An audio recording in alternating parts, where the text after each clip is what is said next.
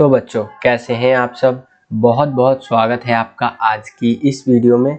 आज का ये वीडियो बहुत ज़्यादा खास होने वाला है क्लास 12th के बच्चों के लिए, क्योंकि आज की इस वीडियो में हम चर्चा करने वाले हैं या कह लीजिए सॉल्यूशन बनाने वाले हैं आपका जो क्लास 12th का हिस्ट्री का प्रैक्टिस पेपर जारी किया गया है directorate of education GNCT of Delhi यानी कि शिक्षा निदेशालय राष्ट्रीय राजधानी क्षेत्र दिल्ली की तरफ से।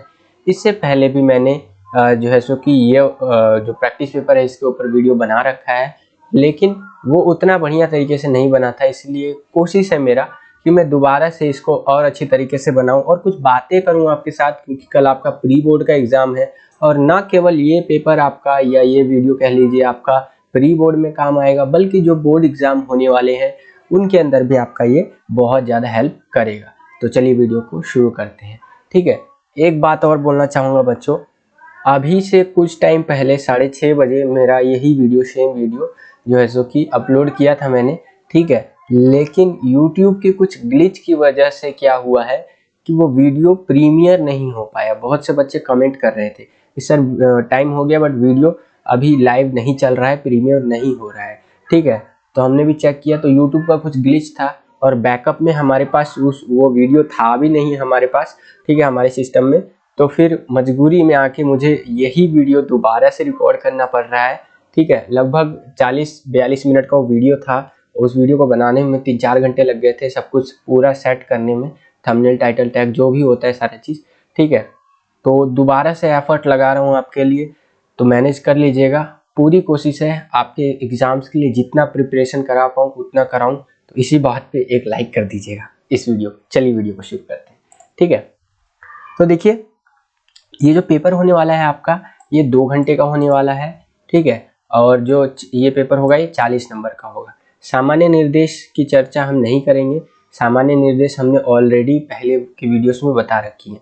ठीक है, तो अगर आप वीडियो को पॉज करके पढ़ना चाहते हैं तो पढ़ भी सकते हैं यहाँ पर। ठीक है, इंग्लिश में इसको जनरल इंस्ट्रक्शंस भी कहते हैं। वही 10 क्वेश्चन आएंगे। ठीक है, 3 नंबर वाले, 6 नंबर वाले। ठीक है, इस तरह से तो एक एक करके हम लोग समझने का प्रयास करते हैं कि आपका क्वेश्चन किस तरह से आएगा। ठीक है, और ध्यान रखिएगा कई सारे क्वेश्चन हो सकता है रिपीट भी हो आपके एग्जाम्स में। तो सेक्शन ए में आ गए हैं बच्चों हम लोग, जिसके अंदर आपसे शॉर्ट आंसर टाइप क्वेश्चंस पूछे गए हैं, यानी कि हिंदी में बोले तो लघु उत्तरीय प्रश्न खंड क है ये हमारा। ठीक है, पहला क्वेश्चन है कि संविधान सभा के सामने प्रस्तुत उद्देश्य प्रस्ताव में किन आदर्शों पर जोर दिया गया था। 3 नंबर का एक क्वेश्चन है। ठीक है, तो जो संविधान सभा था उसके सामने जो उद्देश्य प्रस्ताव लाया गया, ठीक है, उद्देश्य प्रस्ताव पेश किया गया, उसमें किन आदर्शों को बताया गया था, ये कह लीजिए जोर दिया गया था। ठीक है ना, तो 3 पॉइंट में हमें बताना है। तो पहला आप लिख सकते हैं उद्देश्य प्रस्ताव में आजाद भारत जो होगा हमारा, जो इंडिपेंडेंट इंडिया होगा, ठीक है, स्वतंत्र भारत, उसके अंदर जो हमारे आजाद भारत के अंदर जो मूल आदर्श होंगे उनकी रूपरेखा पेश की गई थी कि उनकी रूपरेखा क्या होगा, जो बेसिक जो हमारा मूल आदर्श जिसको आप कह सकते हैं। और दूसरी बात करें तो ये बोला गया था इस उद्देश्य प्रस्ताव में, इस बात पर भी जोर दिया गया था कि उद्देश्य प्रस्ताव के माध्यम से उस फ्रेमवर्क को प्रस्तुत किया गया जिसके अनुसार संविधान निर्माण के कार्य को आगे बढ़ाया गया। ठीक है ना, मतलब वो फ्रेमवर्क को भी प्रस्तुत किया गया जिसके अनुसार क्या हुआ कि जो संविधान का निर्माण था उसके कार्य को और भी आगे बढ़ाया गया। ठीक है, तीसरी बात आप लिख सकते हैं कि इस प्रस्ताव में यह सुनिश्चित किया गया था कि समस्त भारत के लोगों के लिए सामाजिक, आर्थिक, राजनीतिक प्रतिष्ठा, अवसर और न्याय की समानता प्राप्त होगी। ठीक है, यानी कि पूरे इंडिया के लोगों की अगर हम बात करें, ठीक है, तो पूरे इंडिया के लोगों का, चाहे हम सामाजिक स्तर पे बात करें, आर्थिक स्तर पे बात करें, राजनीतिक स्तर पे बात करें, तो उनकी प्रतिष्ठा और जो उनको चांस मिलेगा, अवसर मिलेगा अपना विकास करने के लिए, सब समान रूप से मिलेगा सभी को न्याय मिलेगा। ठीक है, समानता सभी को प्राप्त होगी। ठीक है ना, यानी इक्वालिटी पे बहुत ज़्यादा ध्यान दिया गया था। उसके बाद बोला है अभिव्यक्ति, उपासना, व्यवसाय आदि की मौलिक स्वतंत्रता होगी। तो ये कुछ बातें और बताई गई। मुख्यतः आपको 3 पॉइंटों में अच्छी तरीके से एक्सप्लेन कर देना था। तो अगर आप इतना भी, जितना मैंने हाईलाइट किया है ये 3 पॉइंट, इसको भी लिख देंगे ना तो 3 नंबर आपको इजीली मिल जाएगा। जिस आंसर की के माध्यम से मैं आपको आंसर बता रहा हूँ ये इन्हीं DOE की तरफ से ही जारी किया गया है, लेकिन इनमें कोई भी आंसर की हो, सीबीएसई का भी अगर आप उठा करके देख लेंगे तो उसमें भी आपको 3 नंबर के क्वेश्चन के लिए 4 पॉइंट, 5 पॉइंट, 6 पॉइंट भी मिलेंगे। ठीक है, जो 6 नंबर का क्वेश्चन होगा उसके लिए 15-15 पॉइंट मिलते हैं। मैं दिखाऊंगा अभी इसी पेपर में आपको देखने को मिलेगा। ठीक है, तो ये सारा हिंट के लिए दिया हुआ होता है। एक और चीज आपको ध्यान में रखना है कि यहाँ पर लिखा हुआ रहता है कि कोई अन्य मान्य बिंदु भी हो सकता है। कहने का मतलब ये है कि जरूरी नहीं है कि ये जो आंसर की में ये पॉइंट्स दिए गए हैं यही आंसर है इस क्वेश्चन का। एनसीईआरटी को आधार बना करके बच्चा अपना थॉट लगा करके भी आंसर लिख सकता है, और जो चेक कर रहा है टीचर वो उस आंसर को सही करेगा ही करेगा, ध्यान रखिएगा। ठीक है, तो आपने एनसीईआरटी में अपनी किताबों में जितना भी पढ़ा है उसके हिसाब से आंसर लिखिएगा तो आपका आंसर जरूर सही होगा। ठीक है, तो ये था आपका पहले क्वेश्चन का आंसर। ध्यान रखिएगा, कुछ बातें मैं और बताता चलूंगा जो कि कल के एग्जाम में भी हेल्प करेगा और बोर्ड एग्जाम में भी आपको बहुत हेल्प करेगा।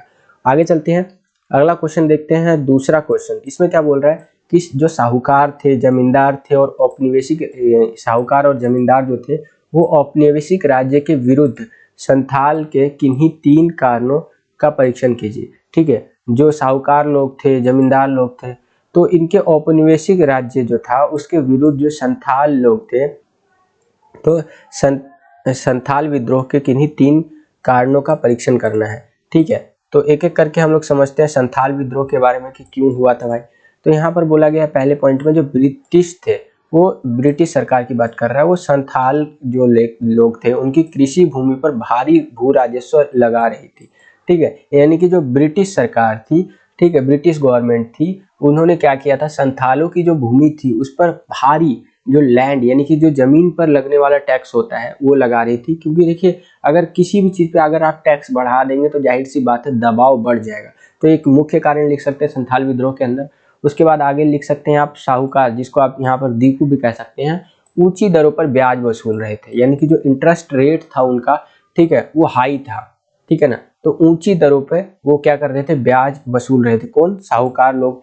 तो यहाँ पर बोला गया है कि जो साहूकार थे यानी कि दीकुओं द्वारा संथालों की जमीन पर कब्जा किया जा रहा था। भाई अब ब्याज, हाई इंटरेस्ट रेट यानी कि ऊंची दरों पे वो क्या कर रहा है, टैक्स ले रहा है। ठीक है, मतलब ब्याज वसूल रहा है। अब संथाल अगर दे नहीं पाएगा तो वो क्या करेंगे, साहूकार लोग उनका जमीन हथिया लेंगे, जमीन कब्जा कर लेंगे। वही हो रहा था यहाँ पर। तो ये संथाल विद्रोह के अंदर आप लिख सकते हैं। उसके बाद लिख सकते हैं कि जमींदारों, साहूकारों व ब्रिटिश अधिकारियों द्वारा दामिने कोह इलाके पर अतिक्रमण किया जा रहा था। जो दामिने कोह का इलाका था एक तरह से उसको कब्जाया जा रहा था।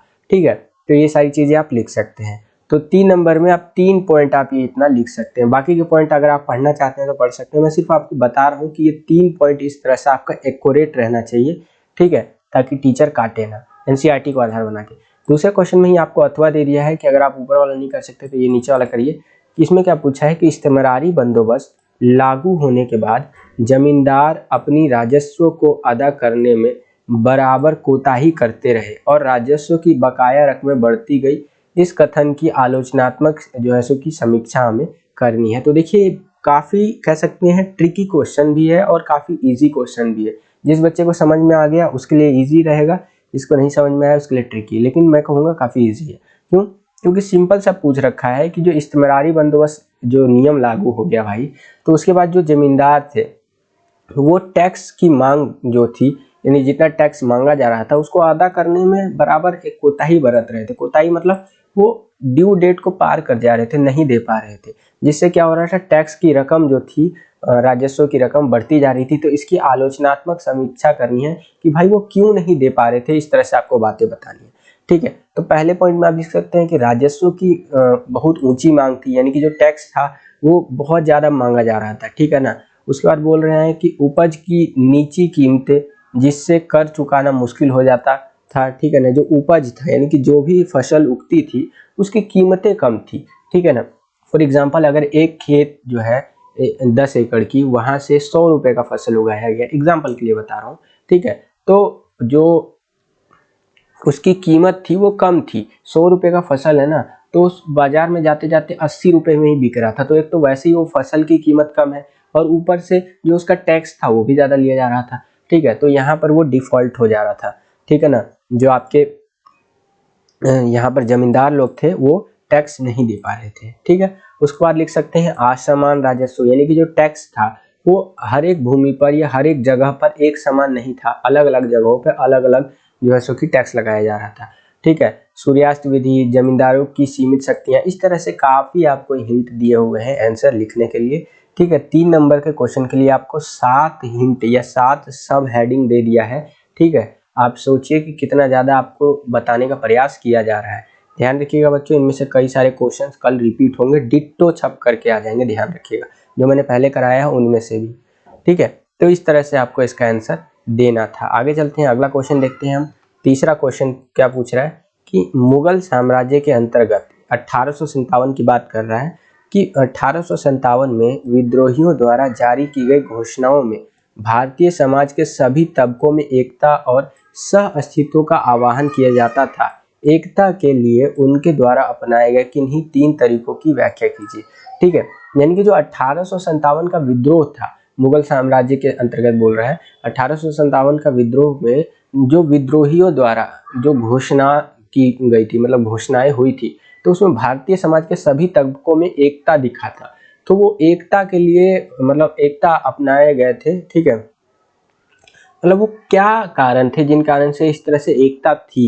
ठीक है, यही बताना है। एकता के, यहाँ पर देखिए, एकता के लिए उनके द्वारा अपनाए गए किन्हीं 3 कारणों की व्याख्या करनी है कि एकता क्यों था। भारत के सभी वर्ग जो थे उस टाइम, भारत जो देश था हमारा, उसके जितने भी वर्ग के थे, चाहे वो हिंदू हो, मुस्लिम हो, सिख हो, ईसाई हो, किसी भी धर्म के हो, किसी भी जाति के हो, किसी भी आप कह लीजिए कोई भी काम करते हो, लोहार हो, बढ़ई हो, इस तरह से। ठीक है, तो सबके बीच में एकता थी। तो उनके कोई 3 कारण बताने हैं। ठीक है, विद्रोह 1857 के विद्रोह के संदर्भ में। तो पहला आप यहाँ पर लिख सकते हैं कि घोषणाओं द्वारा सभी लोगों से बिना जाति और धर्म का भेदभाव किए विद्रोह का आह्वान किया गया। यानी कि जो घोषणाएं हुई थी उनमें क्या बोला गया था कि सभी लोग बिना जाति धर्म को देखे हुए विद्रोह का आह्वान किया जाता था। यानी कि बोला गया था कि आप जाति धर्म को मत देखिए, ठीक है ना, ये बस इस विद्रोह में अपना अहम भूमिका निभाइए। उसके बाद बोला गया है कि मुस्लिम राजकुमारों या नवाबों की ओर से घोषणा जो होती थी, उन घोषणाओं में हिंदुओं की भावनाओं का विशेष ख्याल रखा जाता था।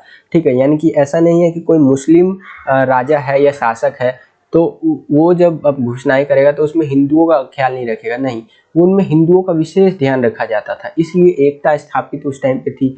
उसके बाद बोला गया है कि इन, या कह लीजिए इस विद्रोह को एक ऐसे युद्ध के रूप में प्रस्तुत किया गया जिसमें हिंदुओं और मुसलमानों दोनों का समान लाभ और हानि होनी थी।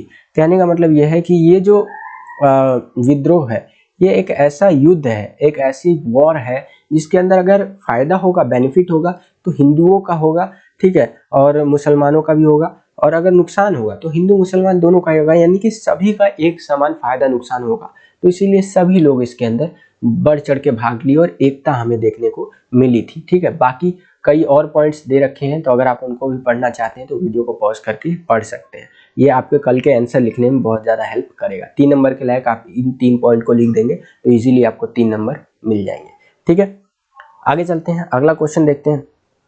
अगला क्वेश्चन है हमारा चौथा क्वेश्चन। चौथा क्वेश्चन देखिए, इसमें बोल रहा है कि चंपारण, खेड़ा और अहमदाबाद में की गई गांधी जी की पहल ने किस प्रकार उन्हें एक ऐसे राष्ट्रवादी के रूप में उभारा जिसमें गरीबों के लिए गहरी सहानुभूति थी। यानी कि चंपारण, खेड़ा और अहमदाबाद, ये तीनों ऐसी जगहें थी जहां गांधी जी ने कई पहल किए थे, ठीक है ना, कई इनिशिएटिव्स लिए थे।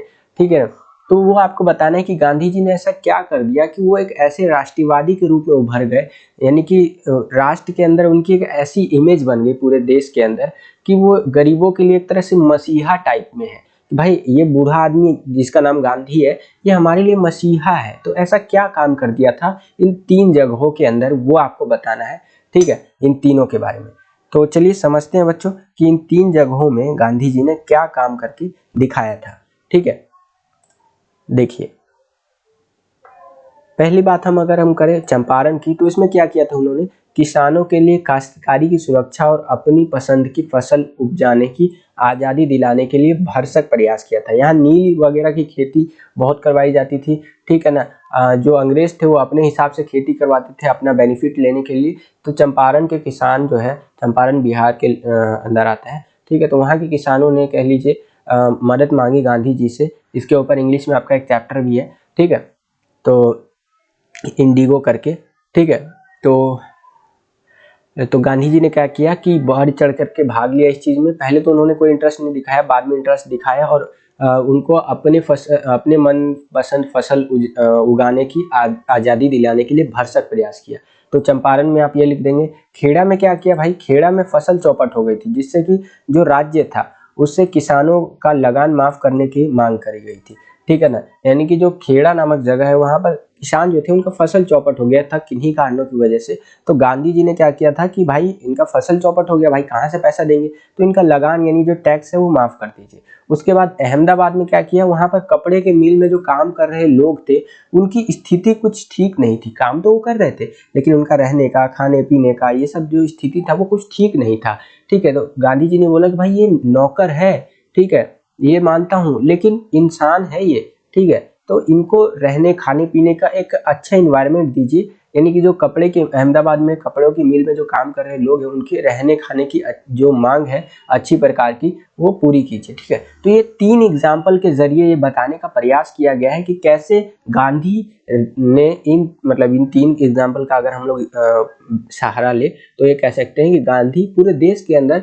एक मसीहा बन करके उभरे थे उस टाइम पे, ठीक है ना।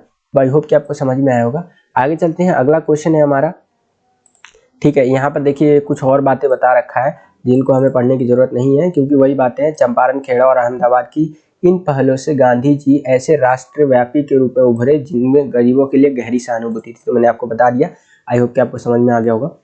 आगे चलते हैं, अगला क्वेश्चन है हमारा सेक्शन बी में, ठीक है। तो हम लोग आ गए हैं सेक्शन बी, जिसके अंदर आपसे पूछे जाएंगे लॉन्ग आंसर टाइप क्वेश्चंस, जिसको हम लोग दीर्घ उत्तरीय प्रश्न भी बोलते हैं। अब हम लोग 6-6 नंबर के क्वेश्चन देखने वाले हैं, ध्यान रखिएगा, ठीक है ना। तो 5वां क्वेश्चन है आपका, यहाँ पर आप देखिए कि 1857 के विद्रोह के बारे में चित्रों से क्या पता चलता है, ठीक है। यानी कि what do the pictures reveal about the revolt of 1857, ठीक है ना। और उसके बाद बोला गया है कि इतिहासकार जो है इन चित्रों का विश्लेषण किस प्रकार से करते हैं, ठीक है ना।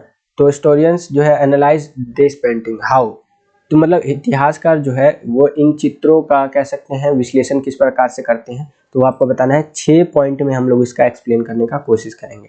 देखिए पहले पॉइंट में बोला गया है कि अंग्रेजों और भारतीयों द्वारा विद्रोह की कई तस्वीरें पेंसिल से बने रेखा चित्र जो है सो कि स्क्रीन, पोस्टर, कार्टून आदि बनाए गए थे। तो पहले पॉइंट में क्या बताने का प्रयास किया है कि अंग्रेजों और भारतीयों दोनों के द्वारा, यानी अंग्रेज लोग जो थे और भारतीय लोग जो थे उन दोनों के द्वारा विद्रोह की कई तस्वीरें बनाई गई थी, पेंसिल से बने रेखा और स्क्रीन चित्र थे, ठीक है ना। और उसके बाद बोला गया है पोस्टर, कार्टून आदि बनाए गए थे, ठीक है ना। पोस्टर वगैरह भी थे, कार्टून आदि भी बनाए गए थे। इनमें विद्रोह की निम्नलिखित छवियों का आप देख सकते हैं ज्ञान होता है। तो अब हम लोग देखेंगे कि जो चित्र थे, यहाँ पर देखिए क्वेश्चन में कि विद्रोह के लिए जो 1857 के विद्रोह के बारे में चित्रों से क्या पता चलता है। तो अब हम लोग समझते हैं कि जो चित्र थे उनसे क्या पता चलता है। तो देखिए चित्रों में ब्रिटिश रक्षकों का अभिनंदन या अंग्रेज नायकों का गुणगान किया गया है। यानी कि जो चित्र थे, ठीक है, देखिए जो अंग्रेजों द्वारा चित्र बनाया जाएगा जाहिर सी बात है वो अंग्रेजों की बड़ाई करेंगे, और जो भारतीयों के द्वारा बनाया जाएगा, ठीक है, तो कई चित्रों में भारतीयों के द्वारा जो बनाए गए थे उसमें भारतीयों का गुणगान किया जाएगा। एक छोटा सा कॉमन सेंस है यहाँ पर, ठीक है, लेकिन और भी चीजें हैं वो हम देखते हैं। तो देखिए जो चित्र थे उसमें ब्रिटिश रक्षकों का अभिनंदन या अंग्रेज नायकों का गुणगान किया गया था, ठीक है, यानी अंग्रेजों का गुणगान वगैरह हमें देखने को मिलता है। एग्जाम्पल टॉम्स जो है टॉम्स जॉन्स वॉकर्स, ठीक है, द्वारा बनाया गया चित्र द रिलीफ ऑफ लखनऊ में कैंपबेल के आगमन पर जश्न मनाने का दृश्य है, जो यह दर्शाता है कि ब्रिटिश सत्ता और नियंत्रण स्थापित हो चुका है, ठीक है ना। तो ये द रिलीफ ऑफ लखनऊ की बात कर रहा है, ये एक एग्जाम्पल है, ठीक है ना। ये चित्रों के बारे में आपकी बुक में दिया हुआ है, ध्यान रखिएगा। तो इसमें जो है सो कि जश्न वगैरह मनाने का दृश्य वगैरह दर्शाया गया है, ठीक है ना। तो जो चित्र होते थे उस टाइम के हिसाब से बनाए जाते थे, जो 1857 के घटनाएं घट रही थी तो उस टाइम के हिसाब से बनाते थे। कि जैसे देखेंगे आप एक महिला हाथ में तलवार लिए और एक हाथ में ढाल लिए है, ठीक है ना। तो इस तरह से दिखाया जाता है चित्रों में, तो काफी कुछ पता चलता है चित्रों के माध्यम से। अगला पॉइंट देखिए, कुछ चित्रों में विद्रोह के दौरान अंग्रेजों की दुर्दशा को दर्शाया गया है। यानी कि जो कोई मतलब कई सारे चित्र है, कुछ चित्र कह सकते हैं, जिसके अंदर बताया गया है जो अंग्रेज थे उनकी दुर्दशा जो थी कि अंग्रेजों की किस प्रकार से दुर्दशा हो रही है। जैसे एग्जाम्पल दे दिया यहाँ पर, जोसेफ नोएल पेटन ने द इन मेमोरियल चित्र यहाँ पर बनाया था, जिसमें विद्रोहियों की हिंसा व बर्बरता का प्रदर्शन है। ठीक है ना, यानी कि यहाँ पर एक एग्जाम्पल दे दिया आपको, जोसेफ नोएल पैटन ने, ठीक है ना, इन्होंने एक चित्र बनाया। इन मेमोरियल चित्र में क्या किया इन्होंने, जो विद्रोहियों की हिंसा व बर्बरता थी उसका प्रदर्शन दिखाया था कि कैसे विद्रोही लोग जो है सो कि अपनी हिंसा कर रहे हैं, मतलब कह सकते हैं मतलब जुल्म ढाना टाइप का और बर्बरता वगैरह कर रहे हैं। तो ये सारी चीजें दिखाई गई थी। कुछ और बातें यहाँ पर, उसके बाद देखिए 5वें पॉइंट में क्या बताया गया है कि इन चित्रों में अंग्रेजों द्वारा विद्रोहियों से प्रतिशोध की भावना और उनको सबक सिखाने की भावना पनपती है। ठीक है, इन चित्रों में क्या है कि अंग्रेजों द्वारा विद्रोहियों से प्रतिशोध की भावना और उनको सबक सिखाने की भावना जो है पनपती है। जैसे एक हाथ में तलवार और दूसरे हाथ में ढाल लिए हुई महिला का आक्रामक रूप से चित्र, पेशावर की विद्रोहियों को मृत्युदंड तोप से उड़ाते हुए चित्र प्रदर्शित है। कहने का मतलब यह है कि जो चित्र है ना, उसके अंदर विद्रोहियों को सबक सिखाने के लिए भी चित्र बनाए जाते थे। जैसे कि मतलब यहाँ पर आप देख सकते हैं, अगर कोई विद्रोह करेगा तो भाई उसको तोप से उड़ा देंगे, ठीक है ना, या मृत्यु दंड दे देंगे। तो इस तरह के चित्र भी प्रदर्शित किए जाते थे। भाई बदला तो लेना था ना विद्रोह का। और दूसरे आगे देखिए क्या बताया गया है कि विद्रोह को निर्मम तरीके से मौत, जो विद्रोही थे विद्रोहियों को निर्मम तरीके से मौत के घाट उतारने या खुलेआम फांसी पर लटकाने जैसे चित्र लोगों में दहशत या डर फैलाने के लिए पत्र पत्रिकाओं के द्वारा विभिन्न स्थानों पर भेजे जाते थे।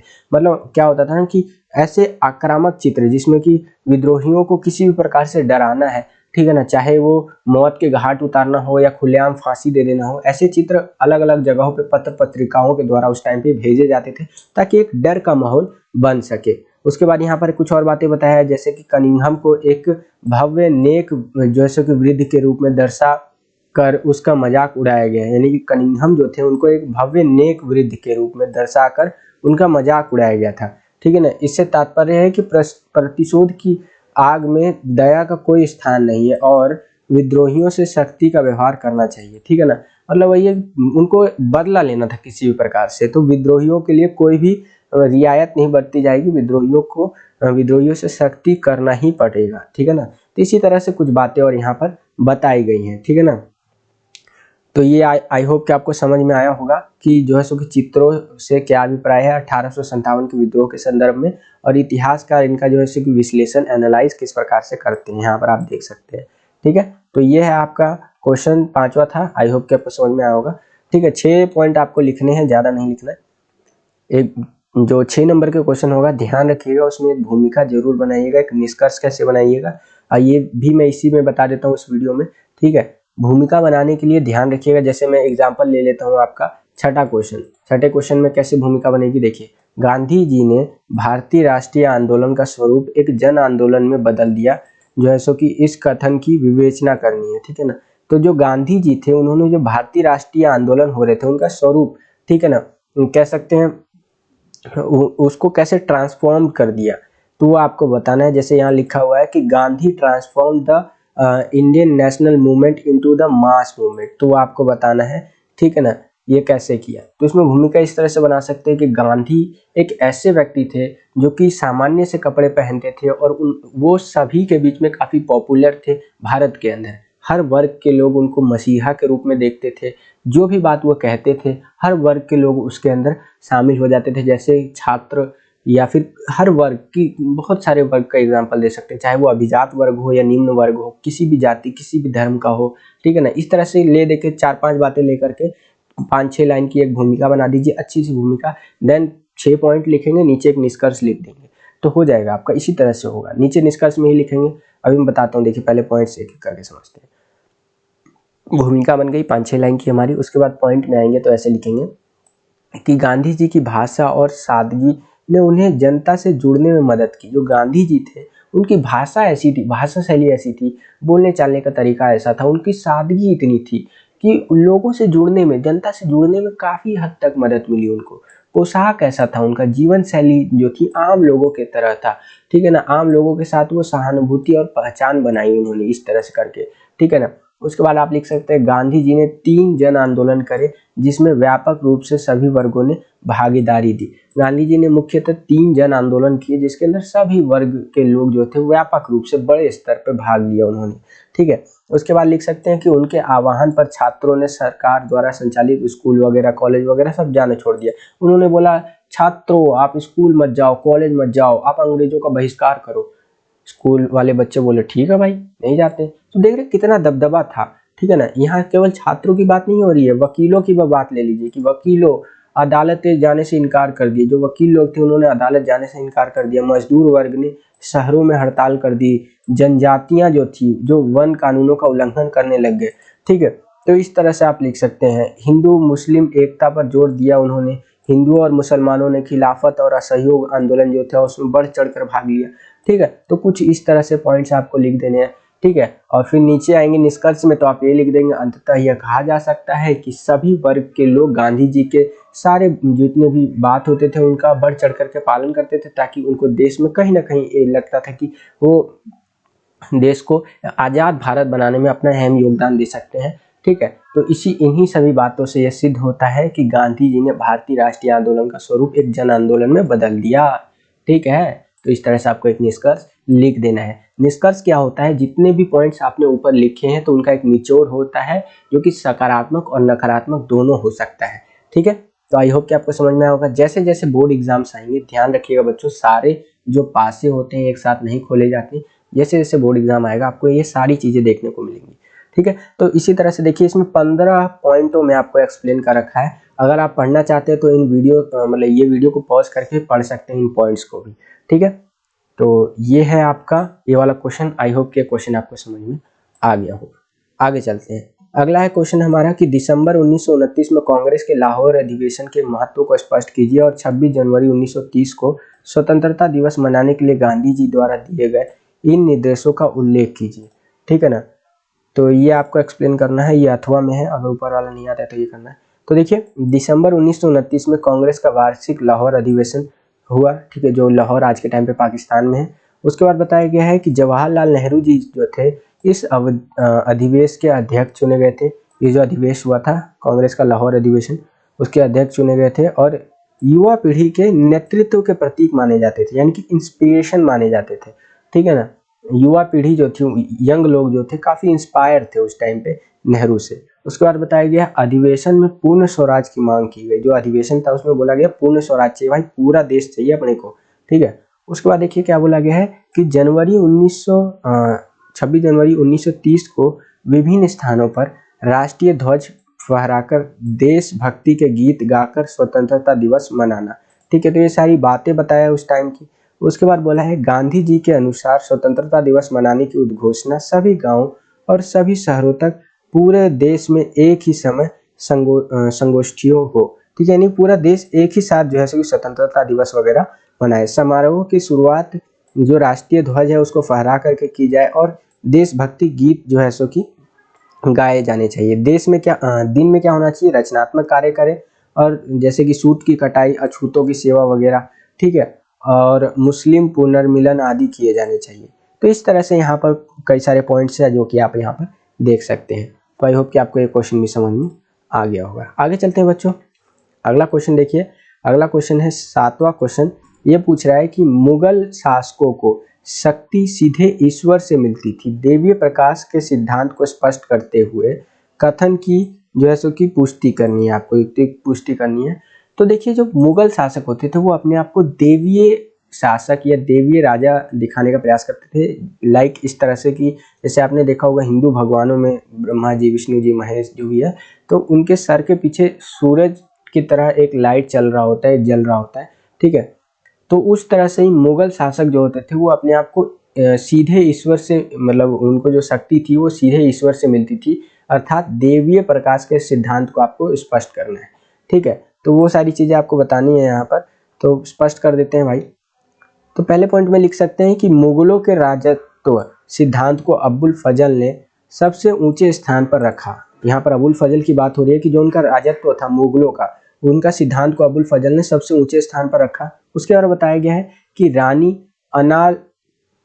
अलाल कुआं की कहानी से यह समझने का प्रयास किया गया कि गर्भ में पल रही संतानों पर दैवीय प्रकाश का प्रभाव स्पष्ट है। उसके बाद बोला गया है दैवीय प्रकाश पीढ़ी दर पीढ़ी हस्तांतरित होती है, यानी कि मेरा बेटा है तो उसको भी मिलेगा, उसका बेटा आएगा तो उसको भी मिलेगा, यानी कि पीढ़ी दर पीढ़ी ये आगे बढ़ती रहती है, सबको मिलता रहता है। जैसे सिंहासन होता है ना, मेरे जाने के बाद मेरे बेटे को मिलेगा, उसके बेटे को मिलेगा, इस तरह से होता था उस टाइम पे, ठीक है। तो वैसे ही ये दैवीय प्रकाश भी भाई हस्तांतरित होता रहता था, ठीक है ना। उसके बाद बोला गया है मुगल राजत्व के अंतर्गत संतानें फर ए इजादी अर्थात ईश्वरीय प्रकाश धारणा करती है, ठीक है। यहाँ पर मुगल राजत्व की बात कर रहा है, उनके नियम के अंतर्गत की बात कर रहा है कि जो संतान यानी कि जो भी पुत्र या पुत्री कोई भी होता था, ठीक है ना, वो फर ए इजादी अर्थात ईश्वरीय प्रकाश धारण करती थी, ठीक है ना, यानी कि ईश्वरीय प्रकाश उसके अंदर आना ही आना है। तो उसके बाद और बातें बता रहा है कि फर ए इजादी का सिद्धांत सर्वप्रथम सूफी संत शिहाबुद्दीन सुहरवर्दी ने प्रस्तुत किया। उसके बाद बोला गया है देवीय राजत्व के अंतर्गत मुगल बादशाह पृथ्वी पर ईश्वर का प्रतिनिधि है। इस तरह से और कुछ कुछ बातें यहाँ पर बताया हुआ है, ठीक है। तो आई होप कि आपको क्वेश्चन भी समझ में आया होगा। आगे चलते हैं, अगला क्वेश्चन इसी के अंदर अथवा में दे रखा है कि अगर आपको ये नहीं आता है तो ये भी कर सकते हैं। जैसे कि राज्य पद के आदर्शों और दरबारी रीति रिवाजों पर प्रकाश डालते हुए मुगल दरबार और प्रशासन की वर्तमान भारतीय शासन व्यवस्था से तुलना करनी है, यानी कि जो प्रेजेंट इंडियन गवर्नमेंट है उससे मुगलों का जो साम्राज्य था उसका जो है सो कि आपको कंपैरिजन करना है। तो देखिए कुछ इस तरह से लिख सकते हैं आप बच्चों कि मुगल साम्राज्य के शासक स्वयं को एक विशाल और विजातीय जनता पर शासन के लिए नियुक्त मानते थे, यानी कि जो मुगल साम्राज्य के शासक होते थे वो कहते थे कि हम एक विशाल जनता पर राज करेंगे, ठीक है ना, तो इसलिए वो आपको अच्छा मानते थे। उसके बाद यहाँ बोला गया है कि असलियत में राजनीतिक परिस्थितियां इस भव्य दृष्टि को सीमाबद्ध कर देती थी, फिर भी ऐसी दृष्टि महत्वपूर्ण रही, ठीक है ना। उसके बाद बताया गया है कि मुगल बादशाहों द्वारा मुगलों व स्थानीय सरदारों के बीच राजनीतिक मैत्रियों के जरिए तथा विभिन्न क्षेत्रीय राज्यों को मिलाकर मुगल साम्राज्य की रचना की गई। कुछ बातें बता रहा है उस संदर्भ में। उसके बाद यहाँ पर और कुछ बातें बताया है कि बादशाह अकबर ने अपने राजस्व का विस्तार किया। जो बादशाह अकबर थे उन्होंने अपने जो उनका राजस्व था, उनकी जो कह सकते हैं सीमा लगती थी जो उनके राज्य की, उसका विस्तार किया। उन्होंने इसे अपने समय का विशालतम, दृढ़तम और सबसे समृद्ध राज्य बनाकर सुदृढ़ भी किया, मतलब अपने राज्य को काफ़ी अच्छा बनाया। उसने ईरान के सफावियों और तुरान मध्य एशिया के उज़्बेकों की विस्तारवादी योजना पर लगाम रखी, ठीक है। तो इस तरह से कुछ बातें यहाँ पर है जो कि आप देख सकते हैं। आगे चलते हैं, अब हम लोग आ गए हैं बच्चों सेक्शन सी के अंदर। सेक्शन सी में किस तरह के क्वेश्चन आएंगे बच्चों? केस बेस्ड क्वेश्चन आएंगे। बेसिकली एक पैराग्राफ होगा और उस पैराग्राफ से रिलेटेड आपसे क्वेश्चन पूछे जाएंगे जो कि आपको बताने होंगे, ठीक है। तो चलिए समझते हैं बच्चों इन पैराग्राफ से संबंधित जो क्वेश्चन पूछे जाएंगे उनको एक एक करके। पहला है आपका 8.1 में कि पांडुलिपि का क्या अर्थ है। तो हाथ से लिखी हुई उस टाइम पे मुगल टाइम में जो चीजें होती थी वो पांडुलिपि कहलाती थी। तो वही है कि 8.1 में मुगल भारत की सभी पुस्तकें हाथ से लिखी होती थी और पांडुलिपि कहलाती थी, ठीक है। ये हो गया आंसर इसका।